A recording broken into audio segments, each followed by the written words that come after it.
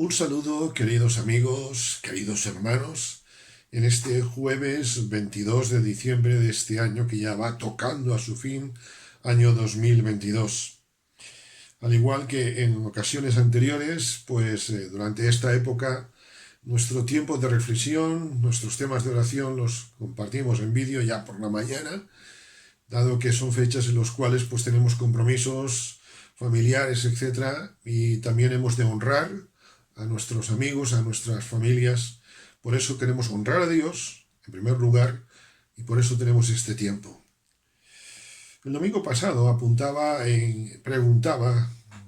nos preguntábamos qué produce en nosotros la Navidad, y vimos lo que producía en una serie de personajes. Precisamente hoy quisiera de nuevo pensar en uno de ellos. Concretamente vamos a leer en el pasaje de Mateo capítulo 2, versículos 1 al 7. Leo Mateo capítulo 2, versículos 1 al 7.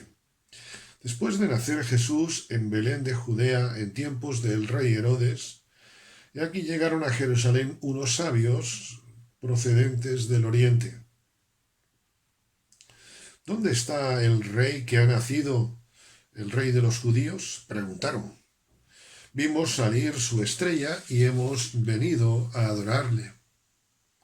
Cuando lo oyó el rey Herodes, se turbó y toda Jerusalén con él.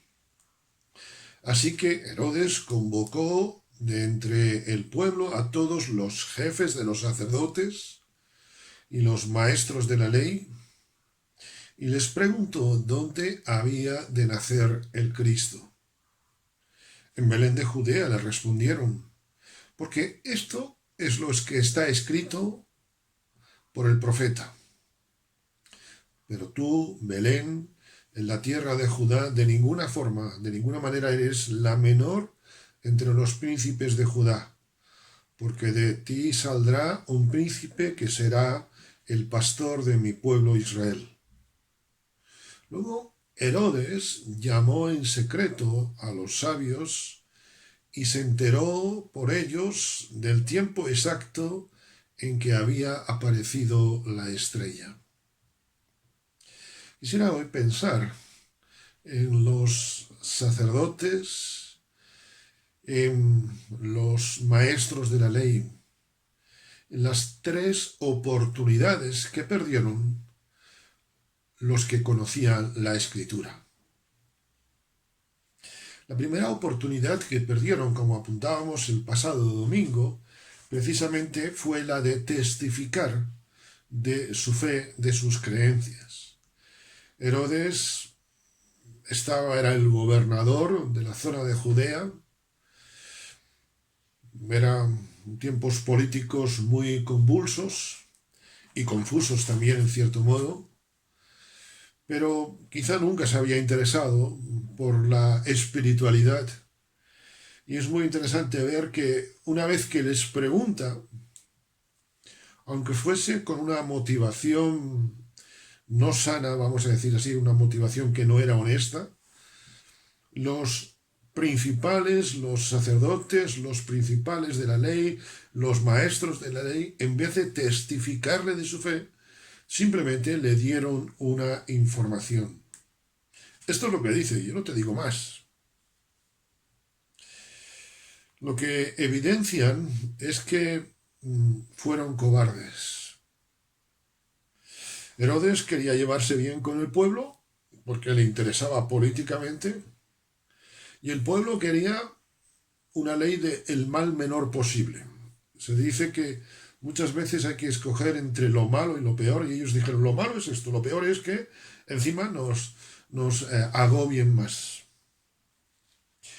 Estamos terminando este año 2022 y hemos de reconocer los creyentes que en más de una ocasión seguramente, y ojalá me equivoque, pero por lo menos un servidor en más de una ocasión ha sido como estos principales de la ley, como estos conocedores de la Escritura, que solamente hemos dado información, quizá por las prisas. La prisa es un poder, el tiempo, eso que no vuelve, Es un poder que muchas veces, una losa que pende sobre nosotros. Es un Herodes, que vale la expresión, con el que queremos llevarnos bien. El caso es quedar bien y salir al paso. Pero recordamos que a los que creemos en Cristo, Dios no nos ha dado espíritu de cobardía. Tampoco nos ha dado el espíritu de la locura, para que hagamos sin pensar, sino que hagamos las cosas decentemente, con orden, con cordura, evidentemente. Pero a mí me desafía mucho pensar que cuando alguien me pregunta, aunque no tenga motivaciones sanas, solamente me quede yo en eso. Seguramente también por salvar un poco su puesto, ellos no quisieron dar más información. Quizá entendían que Herodes no venía con buenas intenciones y dijeron, ¿para qué vamos a dedicarnos? Pero si eran sensibles a lo que estaba pasando en Israel, en Jerusalén, como nos dice la Escritura, la ciudad estaba turbada. Recordamos el momento en el cual, en marzo de 2020, en nuestro país, en España, se declaró el confinamiento, ¿verdad? Todo el mundo estaba inquieto. Y como creyentes podíamos quedarnos en dar una información de que Dios tiene paz o vivir la paz y mostrar a otros a Cristo. Las tres cosas que perdieron, el tiempo avanza y tengo que continuar. Perdieron la oportunidad de comprobar la Escritura. Sí, puede parecernos una verdad de perogrullo, pero creo que perdieron la oportunidad de comprobar que aquello que estaba profetizado, el profeta Miqueas, el profeta Isaías y tantos otros, que todo aquello que estaba profetizado se estaba cumpliendo. Conocían la Escritura, pero no vivían la fe, porque la fe no solo conoce la palabra de Dios, la fe no solamente desea crecer en la gracia y el conocimiento de Dios, sino que desea vivir en esa gracia, desea comprobar, valga la expresión, cada día. Saber que lo que piensa, de que lo que la fe desea, se desespera por comprobar que el concepto que tiene de Dios es cierto. Porque precisamente quizá a veces hay cosas que podemos pensar, pero que si no comprobamos podemos llevarnos un equívoco. La fe es estar continuamente en las manos de Dios, no es vivir del conocimiento que yo tenga. Es bueno conocer versículos de la Biblia, es necesario memorizar textos de la Biblia, pero no puedo vivir de lo que yo conozco, sino que debo vivir desesperado por Dios. Sé lo que es el aire, sé lo que es la respiración, pero si tú y yo dejamos de respirar, morimos. De nada nos valen muchos bocanadas de aire que hayamos aspirado en nuestra vida, nada nos vale la de veces, millones de veces, no sé cuántos trillones quizá, de veces que hayamos respirado en la vida. Lo que nos mantiene vivos es respirar. Lo que me mantiene vivo no es mi historia, lo que me mantiene vivo es respirar el aire. Lo que mantiene vivo mi fe no es mi pasado, es depender hoy más de Dios. Por eso tenemos este tiempo de oración. Por eso sabemos que la oración, ese regalo que Dios nos ha dado, es un medio para acercarnos a Él. La religiosidad, como a estos hombres, y no les condeno, porque tú y yo, por lo menos yo, muchas veces podemos caer en la misma actitud de ellos. La religiosidad, como digo, nos lleva a vivir la rutina. La fe nos lleva a vivir cada día en novedad. A cada día reconocer que es el mejor día que Dios nos ha dado. Es más, el día de hoy es el mejor día que Dios nos ha dado. Hay muchos días en nuestra vida que seguramente recordamos con cariño. Cuando nos casamos, cuando nacen los hijos. Pero hay un día que es el más hermoso, que es aquel en el cual hemos aceptado a Cristo. Pero después nos encontramos con tantos días que pueden parecer iguales. Seguramente el día de hoy te puede parecer igual a otros años, a otro día, quizá la semana pasada, yo que sé cuándo. Pero este es un día único que Dios ha hecho para que le glorifiquemos. Como decía el salmista, este es el día que hizo el Señor, nos gozaremos y nos alegraremos en Él. No en el día, sino en el Señor, a través de este día. Pérdidas que tuvieron, la pérdida de testificar de Jesús, la pérdida de comprobar la Escritura, pero sobre todo la pérdida más grande que tuvieron, la tercera y última, es la oportunidad de estar con Jesús. Los sabios de Oriente, los magos de Oriente, deseaban estar con Jesús. De hecho, estuvieron con Jesús. Y ellos tuvieron esa oportunidad, tuvieron el privilegio, o por así decir, más que nadie, de conocer dónde era, y sin embargo la perdieron.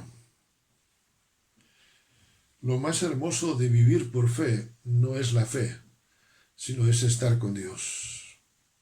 Lo más hermoso de la oración no es que podemos orar a Dios, sino que estamos con Dios en ese momento. Como diría el autor sagrado en el Proverbios, en el libro de Hebreos, podemos acercarnos a Él confiadamente. Podemos hoy acercarnos al trono de la gracia. Próximo jueves será el último jueves de este año, si Dios lo permite. Pero aún estamos ahí a tiempo. Estamos en cada momento hoy a tiempo todavía de orar al Señor, de buscar al Señor, de buscar a ese Señor Jesús que ha nacido en nuestros corazones. Estamos oyendo villancicos por la calle, se oyen muchas hermosas alabanzas, dando gracias a Dios por su nacimiento. Pero lo más hermoso no es ese milagroso nacimiento. Lo más hermoso ni siquiera es un niño en un pesebre. Lo más hermoso es que ese niño es Jesús. Lo más hermoso de la oración es que hablamos con Él. Porque si no, lo más hermoso no fuera Dios en la oración, entonces la vida, la fe, carecería de sentido. Hoy Dios nos brinda una oportunidad como a estos sabios para buscarle. Hoy Dios nos brinda una tremenda, grandiosa, excelentísima oportunidad para acercarnos a Él. ¿Perderemos la oportunidad? ¿Dejaremos escapar el tren de la ocasión y no iremos hasta el Belén? Belén es casa de pan, pero sobre todo Belén es humillación. La oración nos da una hermosa oportunidad de estar hoy a solas con Dios. Concluyo. Seguramente conocemos mucho la Escritura. Seguramente sabemos muchos textos, como decía antes. Pero me hago la pregunta, ¿seré como los principales que perdieron esa oportunidad? ¿Serás tú hoy una persona que pierda la oportunidad como aquellos conocedores de la Escritura de estar con Jesús? Porque de lo más hermoso de la Navidad no es recordar que Jesús nació. Lo más hermoso de la Navidad es acercarnos en oración a Dios y darle gracias porque Jesús nació en Belén, pero sobre todo porque ha nacido en el corazón de aquellos que le hemos buscado. Mi deseo en esta Navidad, y deseo una feliz Navidad a todos los que nos ven, feliz Navidad porque Cristo haya nacido en tu corazón, como un día nació en el mío. Que el Señor te bendiga.